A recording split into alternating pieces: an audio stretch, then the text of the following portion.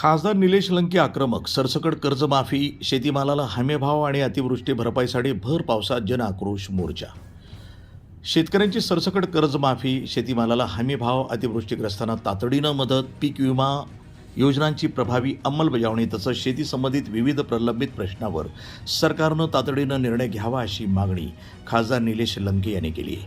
या मागण्यासाठी राष्ट्रवादी काँग्रेस पक्ष, शरदचंद्र पवार, शिवसेना, उद्धव बाळासाहेब ठाकरे, अखिल भारतीय राष्ट्रीय काँग्रेस, भूमिपुत्र शेतकरी संघटना, महाराष्ट्र नवनिर्माण सेना, शिवबा संघटना, संभाजी ब्रिगेड आणि भ्रष्टाचार विरोधी जन आंदोलन यांच्या संयुक्त विद्यमानं पारनेर तहसील कार्यालयावर जनआक्रोश मोर्चाचं आयोजन करण्यात आलं होतं.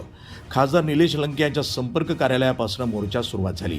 तालुक्यातील विविध गावांमधून आलेले शेतकरी, कार्यकर्ते आणि पदाधिकारी मोठ्या संख्येनं या मोर्चामध्ये सहभागी झाले होते.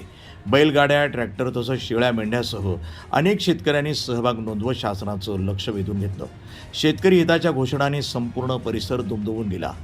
मोर्चा तहसील कार्यालयावर पोहोचल्यानंतर आयोजित सभेत खासदार लंके यांनी शेतकऱ्यासमोरील गंभीर परिस्थितीवर भाष्य केलं. वाढता उत्पादन खर्च, शेतीमालाला मिळत असलेले अपुरे दर, नैसर्गिक आपत्तीचं संकट, कर्जबाजारीपणा आणि बाजारातील अस्थिरता यामुळे शेतकरी आर्थिक अडचणीत सापडला असल्याचं त्यांनी सांगितलं.